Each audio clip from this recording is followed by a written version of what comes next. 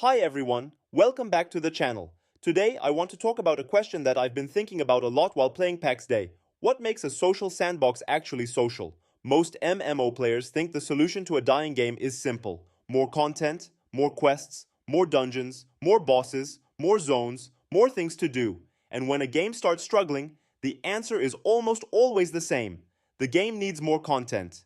But the older I get, the less convinced I am that content is what makes a virtual world memorable. I've spent decades playing online worlds, starting with Ultima Online, then moving through various online worlds, eventually spending around 12 years in EVE Online, and today, playing Pax Dei. Looking back, I've started noticing something interesting. The games I remember most aren't necessarily the ones that had the most content. They're the ones where I felt part of something larger than myself. And when I think back to those years, I don't remember most of the mechanics. I don't remember how much money I had. I don't remember what skills I was training. I don't remember most of the ships I owned. What I remember are the people, the corporation, the projects we worked on together, the wars, the conversations, the friendships, the stories. And that made me realize something. The most memorable virtual worlds aren't the ones that tell players stories. They're the ones that allow players to create their own. So today, I want to explore a question. What makes a social sandbox actually social? Let's start with Skyrim. In Skyrim, you leave town and head into the wilderness. You explore ruins, fight monsters, find treasure, and eventually return to civilization. You visit a blacksmith, a merchant, an alchemist, you sell your loot, repair your gear, buy supplies, and then head out again. Those characters help make the world feel alive, but they're NPCs. And when I think about a social sandbox, I imagine replacing those NPCs with players. The blacksmith becomes a player. The merchant becomes a player. The alchemist becomes a player. The trader becomes a player. Not because the game forces them into those roles, because they choose those roles. And I think that's where the difference between a game and a society begins. To me, a social sandbox becomes a society, when different people can pursue different goals, yet still become part of the same story. That's the key idea. Because freedom alone isn't enough. If everyone can easily do everything by themselves, other players eventually become optional, but dependence alone isn't enough either. I don't think developers should decide who gets to be a crafter, or a trader, or a warrior. I don't think they should decide how many skills a character can learn, and I don't think artificial restrictions create healthy societies. The goal isn't to force specialization. The goal is to make specialization naturally valuable. This is where many online worlds fall into one of two traps. The first is self-sufficiency. Everyone can do everything. Eventually, nobody really needs anybody else. The second is forced specialization, skill caps, profession limits, role restrictions. Players depend on each other because the game says they must. Neither feels like a real society. In real life, most people don't specialize because they're forced to. They specialize because cooperation is usually more rewarding than trying to do everything yourself. And I think social sandboxes should work the same way. That's one reason I don't like many of the proposed solutions to Pax Dei's problems. For example, skill caps. A lot of people argue that players shouldn't be allowed to master every profession, but I don't think that's the right approach. If somebody wants to become a master blacksmith, carpenter, tailor, armorsmith, alchemist, and cook, they should be allowed to do it. The question isn't whether they can. The question is whether most players would actually want to. A healthy society doesn't emerge because people are prevented from doing everything. It emerges because most people discover that doing everything isn't worth the effort. In EVE, with more than 200 million skill points, I could do almost everything. The reason I still relied on other people wasn't because the game stopped me. It was because cooperation was simply more efficient. And I think a similar mistake happens when people talk about player organizations. Many players want limits on clan sizes. Some want maximum sizes. Others want minimum sizes. But again, I think that's solving the wrong problem. A small clan can feel like a family.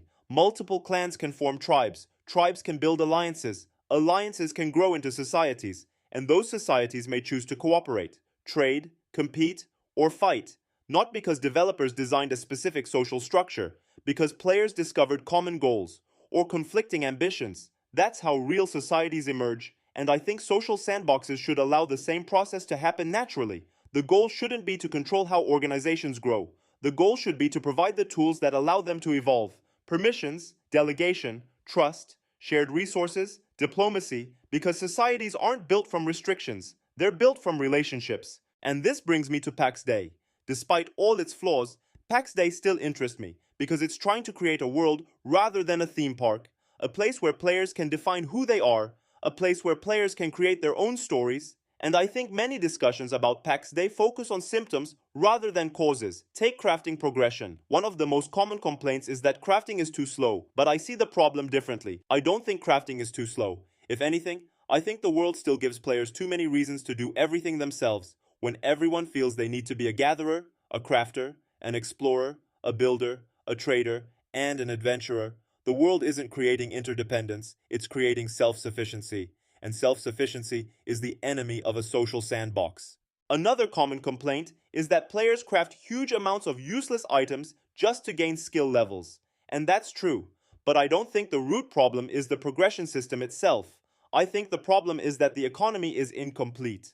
The game lacks buy orders, and it lacks meaningful recycling systems. Without those tools, production often becomes disconnected from demand. Players create items, but the world doesn't provide enough ways to turn those items into meaningful economic activity. That's why I think buy orders are one of the most important systems still missing from Pax Dei. Many people see buy orders as a market feature. I see them as a communication tool. They tell the world, I need this. And that single piece of information creates opportunities for gatherers, for crafters, for traders, for transporters, for entire supply chains. A player looking for gold immediately knows what somebody else wants. A crafter no longer needs to spend hours searching for materials. A trader can move resources between regions, and suddenly, different people begin solving different problems. Entire player stories can emerge from that interaction. When players encounter shortages, many immediately ask for a global auction house, a button that instantly delivers everything they need.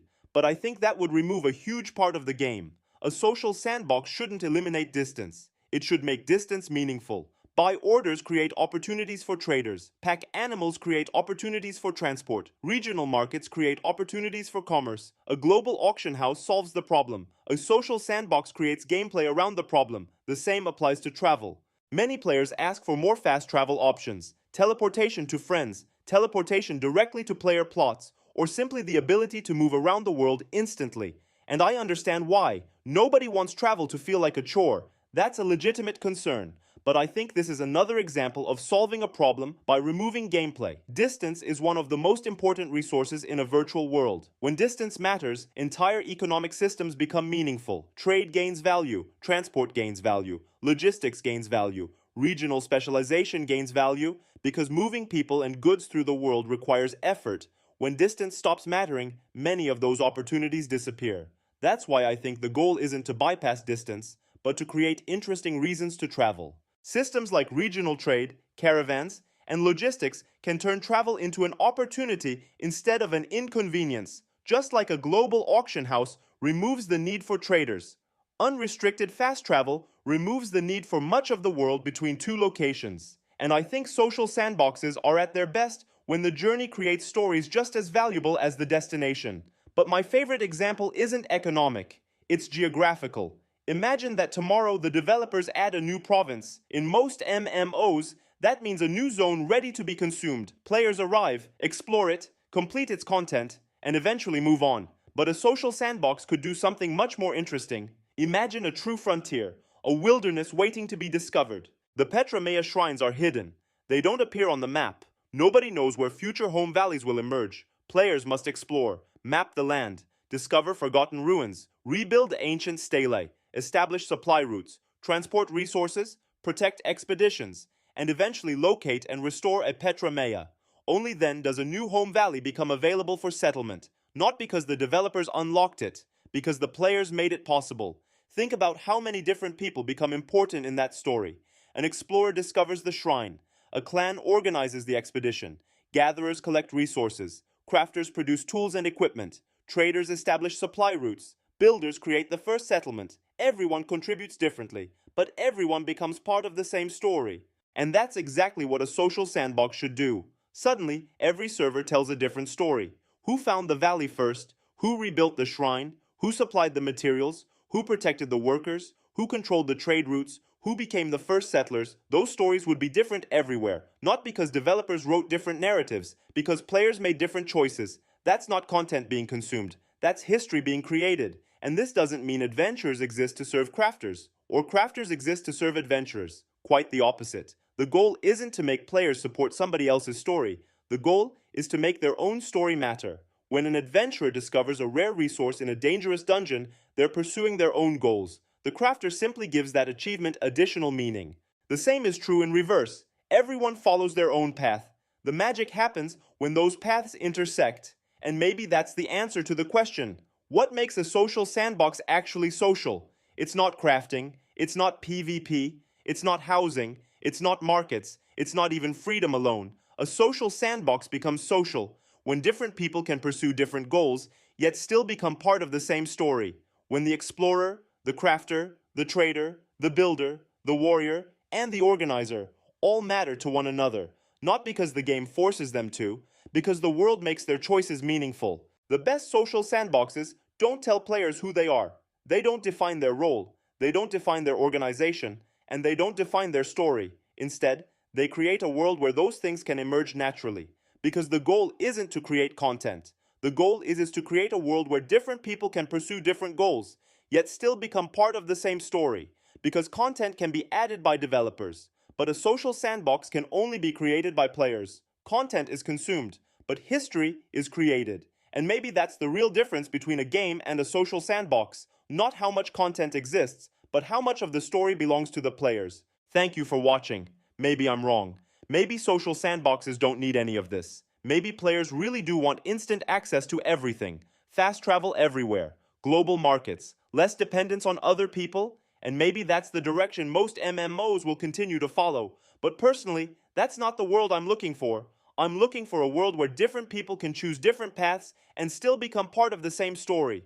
A world where distance matters, where trade matters, where organizations matter, where the things we build together matter. Not because the game forces us to cooperate, but because cooperation naturally becomes valuable. That's the kind of social sandbox I hope Pax Dei can become. What do you think? What makes a social sandbox actually social? Let me know in the comments.